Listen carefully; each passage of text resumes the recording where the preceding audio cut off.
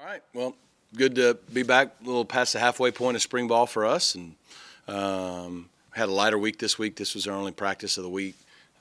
Did some weights and meetings throughout the week, but kind of gave our guys some opportunities to physically just be in good shape. A couple of injury updates that were not pre-spring. I think we're good on most of the pre-spring, but y'all can ask questions if not. Most guys are rehabbing and doing really well. Guys like R.J. Maryland, ahead of schedule, and I'm sure there's some others I'm not thinking about, but and on track to be ready to go this summer, which is good. Matt Hibner has a minor kind of patella tendonitis, nothing really that serious, no surgery or anything. We just decided to hold him the rest of spring just to calm it down, and he should be completely fine by the summer as well. And then Jonathan Jefferson hurt his knee, one of the first early practices. It's still kind of uncertain what the best course of treatment is for it. It's not necessarily season-ending yet, so there's a couple of options. So we just don't know yet, and I know he's working with our doctors on over the next week or two what the best course is to get him back healthy the fastest. So, but he's out for the rest of spring and could be out the beginning of the season. Not 100% sure yet on that. I think everyone else has stayed pretty healthy, just normal bangs and bruises here or there. And then, we've got I think we got four or five practices left, and then we'll be off ready for the summer. A couple guys that have not been with us since spring ball started. They've handled it right. We've met with them. Just kind of either they're going to make a decision to try to go elsewhere, maybe get more opportunities to play. Some of them may even decide they're wanting to go a different direction than football together. So we'll leave that up to them. But guys that haven't been with us is Tyler Aronson, Ashton Cozart, Reagan Gill, Alex Rogers. Those are guys that have decided that they're probably going to pursue other opportunities. L.J. Johnson's another one I think wants to go. He's got 1 year left and wants to have a chance to compete to be the guy. And so, again, all these guys have handled it great, but they've not been with us for spring. And then Caleb Johnson did get injured in the winter workouts. He's someone that has graduated, but I think it was an Achilles injury. So that may make it tough for him to play his final year. So I think those are the guys we know of. So just, I know the portal's coming. And look, I think every school will tell you there's probably some guys that are maybe haven't made that decision yet that'll still decide they want to go somewhere and have a chance to play or get a fresh start somewhere. Overall, I feel really good about where our team is. I think every school is going into this thing. It's every year it's just a little more unprecedented, but we feel like we're in a good place and working towards putting our team together. This timing of the house settlement and all of these things, I mean, not to have you talk about somebody else, but what Tennessee's going through seems like right now with Nico and all those contracts. You guys doesn't seem like you guys have had any of that on the with guys sitting out practice and drama. I mean, how have you guys handled that? And yeah, well, yeah, our guys have been good. Look, it's a mess. The house settlement's supposedly going to happen, but we don't know when. So we're constantly not able to plan or even advise people. It's just you take it one day at a time, and you just wake up and you never know what you're going to get. And the hard part is I want to be clear. There's some good agents out there. Okay, there's some guys that represent players on our team that do it the right way. They're professional. Then there's a lot of them that aren't. There's a lot of them that aren't even agents but claim to be.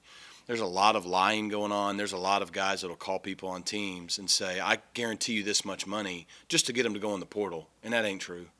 And now they just start shopping them. And I don't think that was ever intended, and I don't think anybody thinks that's what's best for guys. Now, every situation is different, and kids are put in the middle of it. And so it's not their fault that they have people constantly reaching out to them and trying to decipher who's real, who's not, what's a good actor, what's not. You have some kids that are super happy, and then people are creating confusion where there's not. And you got others that maybe are looking to maybe change their opportunity. So it's just everything in between. And so we worry about our team. We worry about our guys. They know we care about them. We try to be honest and transparent. Hope they'll do the same. At the end of the day, we don't want anybody here who doesn't want to be here. and I'm not as familiar with what's going on with the situation you asked me about, but like, no, if you started holding out, you just wouldn't be on the team anymore. Like, we're not doing that. You're either on the team or you're not. We don't have contracts. This isn't the NFL. If this was the NFL, it wouldn't be as chaotic as it is. You know what I mean? There'd be rules. There'd be people say they're going to go somewhere, they sign, and it's done, and it's not. It's very inconsistent right now, and so hopefully there's some. It's called the settlement. Hopefully there's some settling on the way. Until then, we're going to keep working on the guys that want to be here. We hope they all do. I think guys are happy here and believe in it, but there's a lot of guys going to be getting calls and people trying to get things done. So we'll see. But we're going to continue. We're going to finish our spring ball. We're going to help the ones that are here, and then the ones that want to leave, we're going to do our best to help them find a really good spot too, because they contributed. They were part of this team and this program, and we want the best for them. Has that changed your mindset from a coaching perspective when you have to deal with outside distractions within the team? I mean, I don't know if it changes the mindset. I mean, it's we still care about the kids. We create relationships. We're trying to build a team, build a program. We're going to do it honestly and transparently. I think our kids trust us for the most part, and so they'll listen in most cases. But there's just a lot of misinformation, and in some cases it's real information. But I don't know if it changes the mindset. It just changes the job. I mean, and honestly, it makes it harder on the guys too. I mean, there's a lot of guys around the country who decided to stay at their school after the portal in the winter. Every other sport's done. Now ours goes 3 months later and creates that again. So we'll see. I mean, we deal with the rules that are in front of us, and we try to be honest with our guys. We try to give them and get them everything we can possibly get them to give them the best they can have. And I think they know that. Without RJ and Matt out there, how much has that allowed Adam Moore, Trip Reardon, guys like that to get more reps, and what have you seen from them? Yeah, it's been good. I mean, Adam had a weird abscess deal in his throat the first week and missed a week randomly, but he's good. He's back out there now and healthy. And I mean, I think Adam's got a chance to have a big year. I mean, Adam's a really versatile playmaker. He's been patient, and when you start looking at our kind of those athletes that we have that kind of are, quote, tight end room, but are also like hybrid wide receivers. I mean, when you got R.J. Maryland, Adam Moore, and Matt Hibner, I don't know if I've ever had a group of those three guys that can do all the different things they can do on one team. And so, and they all have similar strengths, but they all have different strengths. And so, with R.J. and Matt being out, definitely helped Adam, but Adam was going to get a lot of opportunity this spring anyways, because we think he's going to be a big part of our team next year. But yeah, guys like Trip Reardon, guys like Stone Eby, we have a couple young tight ends that aren't here yet. If they were, it'd be really good for them too. But I think Trip's a good example. He's gotten a lot more opportunities to develop and show what he can do. Young guys, Coach, how important is it to get those guys? The 2025 Yeah. is big for you guys. Dayton Singleton's been a standout. Jalen Cooper, Ty Hawkins is on the field early. Yeah. How important do you stress that when you're talking to a guy that's being recruited about getting here early in the trench? Yeah, we don't pressure guys to show up early just because, I mean, it's great. And what you're saying is true. It's good for them. And so if they want to, we're all for it. People don't understand. We can't just invite everybody early. The NCAA rules, you only have so many mid-year spots, and there's a lot of rules. And so we had, I think, 8 freshmen show up early, 4 on each side of the ball. We tell kids who are recruiting, if that's what they want to do and they can do it academically, we're all for it. But there's no pressure. If we want the kid, we want him. And if he can't show up till June, that's fine. I mean, I think Draymond Odoms is going to come in and compete to help us right away. You know what I mean? I think Abel Hoopy is going to do the same thing. You're talking just specifically on the O-line. We got Chunky coming in at running back. And, I think Zay Gentry is going to have a chance at corner. And I could go on and on and on. Like, I think all those guys, just because they come in at June, because some guys play spring sports. Some guys want to go to prom, whatever. Like, some guys' mamas just probably like my wife would be. Like, I want 4 more months with my boys at home, right? So we're good either way. But to truly answer your question, it's good. And I think it shows in Ty Hawkins now, 9 practices in. I think he's been really good. Jalen Cooper, Daylon Singleton, I think those reps are invaluable. And at times they probably feel like they're swimming upstream a lot right now, but like they don't understand. Just keep pushing through it. this spring is going to be huge. You get the summer, and when they come back in the summer, and when they come back for fall camp, it's going to be night and day, and it gives them a chance to really contribute. Drew Hill on the O-line, and then you go to defense. I know we got Mark at linebacker, we got Shivers on the D-line, and then we got our two young DBs, and Jay Holly and Man Polly that, again, are getting invaluable reps that will give them a chance to help us this year. And so doesn't mean you can't do it if you don't show up early, but it certainly helps, and I think you've seen that growth if you've been out there. The changing of the dynamics of your running back room, I would suspect, to what extent is that with LJ? Yeah, I mean, we wanted LJ to be here. I think he would have had a good role. He'd help us win just like he has the last 2 years, but also respect him and want what's best for him. And, I think Derek McFall, we feel like can take a really big step this year. I mean, you saw what he did at Flashes as a freshman. I think he's had a really good spring. I think there's a lot of confidence there. He's even bigger now, and hopefully after summer he'll even be bigger then. But just the versatility, and then you look at someone like C.J. Johnson who came in. I mean, those guys are weapons out of the backfield catching the ball. They're fast. They home run threats. They can run between the tackles, run outside. They give you a lot of versatility even as returners on special teams. So I think those two guys are exciting. If someone like LJ wants to move on, that just gives someone like Jermaico Green a great opportunity when he gets here this summer.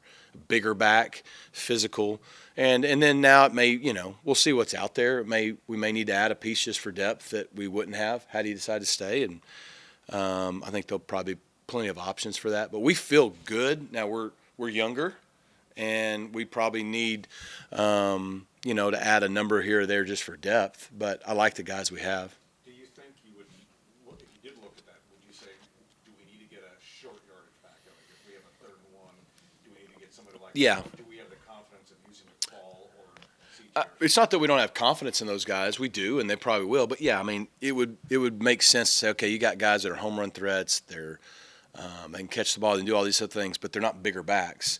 Obviously, Chunky is called Chunky, so he's a bigger back. And having another bigger back would make sense, if you're trying to build that room out and complement it. Because, yeah, we're going to have times where it's goal line, short yardage, or maybe late in the game you need to run the ball and lean on someone. And sometimes having that bigger back really helps. So, yeah, I would think that would be the direction we'd be looking.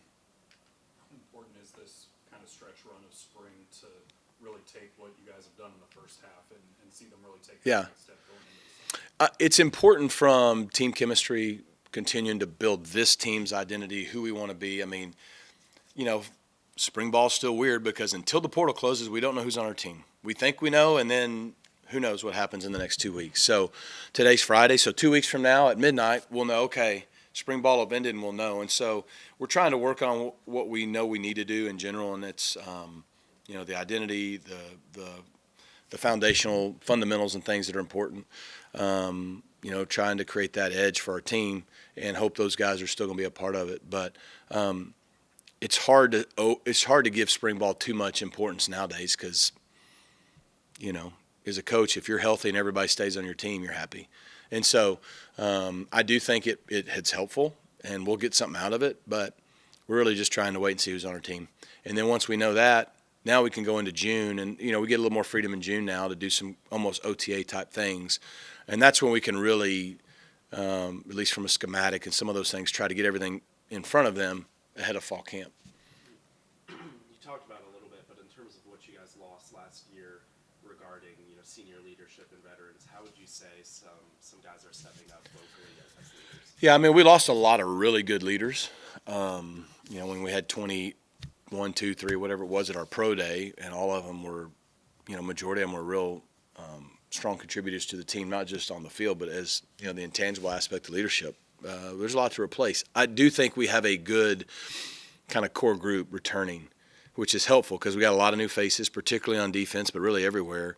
So when you look at defense, man, to have an Isaiah Wacobia and an Ahmad Moses and an Alexander Kilgore, that's huge. And then to have a Cam Robertson or an Isaiah Smith and those guys that have been through it, I think it's helpful. And then we have some other guys with experience. We got Deuce back and Jalen Davis-Robinson back. And so some of those other guys, can really help as well there. And then you go to offense. I mean, having your quarterback back's huge. I think Kevin's been great as a leader. You got guys like P.J. Williams and Logan Parr, Up front, you've got 2 veteran senior receivers and Jordan Hudson and Romello Brinson that have been there, and then of course the tight end room we've talked about. So we have enough guys, Matt Hibner, R.J. Maryland, et cetera, and then those guys that I expect them to become leaders, the Adam Moores, the Derek McFalls, and so on and so forth. So we've got a good group returning, but we got a long way to go. Because you can't just have a couple guys that are kind of, as we call around here, chasing the standard. You got to have a lot of guys all in the same direction. And so I think those guys will show either the younger guys or the new guys the way, and then it's our job and their job to make sure that by the time we start playing people, everybody's pulling in the same direction. But it's hard to replace Elijah Roberts. It's hard to replace a Roderick Daniels, and I could go on and on and on. But that's the name of the game. It's what we got to do.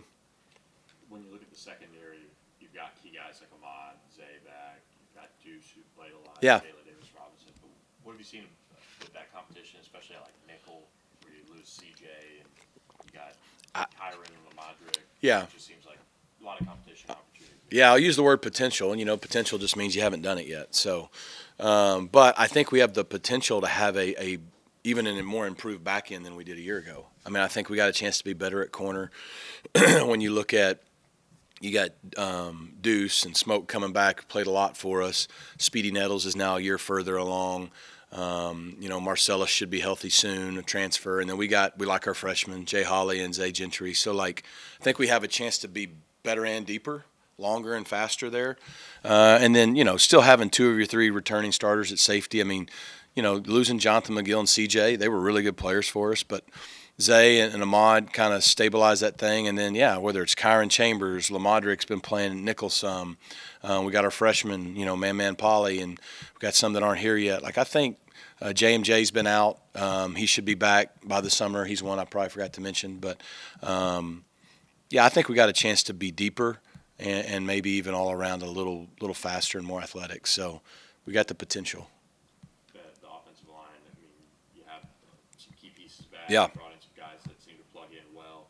What have you seen from that group, and is the competition on the right side kind of what is going to be determined over the next how many months? It's not just the right side; it's overall. I mean, we got a chance to be really good on the O-line. Again, there's a lot of potential there. I've liked what we've seen in the spring. It's probably been the most consistent and most improved unit, I would think, at least on offense, maybe on the whole team. Again, we got the veteran guys like PJ and Logan and Nate Anderson, and then you got some new faces. You got Bates, you got Addison, you've got those guys that are really coming on. I look at returning guys like I think Andrew Chambly has had a great winter and a great spring, and we need him big time for us to go where we want to go, and I think he's been great.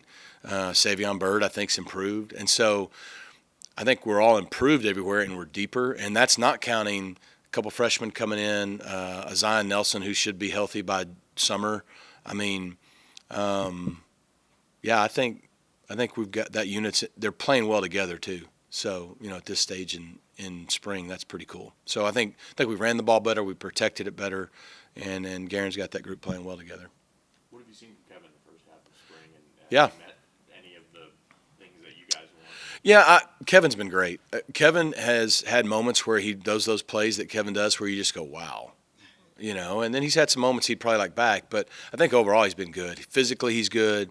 I think mentally he's in a great place and understanding what we're doing. We're very vanilla in the spring offensively, and, you can't really judge any of the cues or really any of the units because one minute you got the 2 seniors out there, next minute you got 2 freshmen out there, two of your tight ends aren't even going,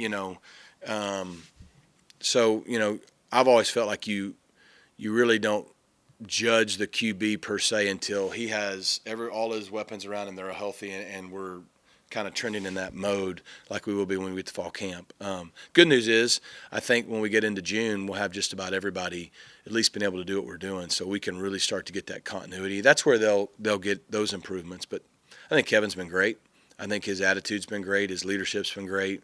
And I think he's not only picking up where he left off, I think he's got a chance. He's got to have a good summer and a good fall camp and then go show it. But I think he's got a chance to keep making the strides that I know he wants to make. With him being fully entrenched as a starter and having that, not only that mindset, but just maybe that comfortability of knowing that he's the guy, as well as just maybe some additional access to different things. Are there things that he's doing away from here Yeah. that Yeah, I mean, I know him and Coach King and Coach Hollander are spending a lot of extra time together. I know he wants to. He said, "I want to have that kind of that coordinator mentality," which is great. Like, when we get into the summer and fall camp, even that's when he and I and our offensive staff can. I mean, you want him to be that extension of the coaching staff on the field. He'll come up. Maybe he'll do it today. Most of the times he'll come in and do his post-practice stuff and treatment and all that, and then he'll come up and sit in with the coaches as we're watching practice film, and he'll watch it with us. So I think he's trying to treat it as much as he can like a professional model of like, this is my job, this is what I want to be great at, it's my craft, and that's what you want out of your quarterback. So no, he's doing all the things he needs to do to continue to try to improve, and that's what he's hungry to do. Thanks, guys. Everybody good? You got one? You got one last? Isaiah Smith, you mentioned him coming off the edge. He flashed it in Yep. practice. How important is that going to be to establish? Huge. I mean, we've been really good at pressuring the quarterback the last 2 years, and we've been really good doing it without having to blitz a ton. And we lost some good D linemen, but I think Isaiah Smith has done that throughout the course of his career. I think Cam Robertson has done that. I think DJ Warner has flashed as a guy who could do that.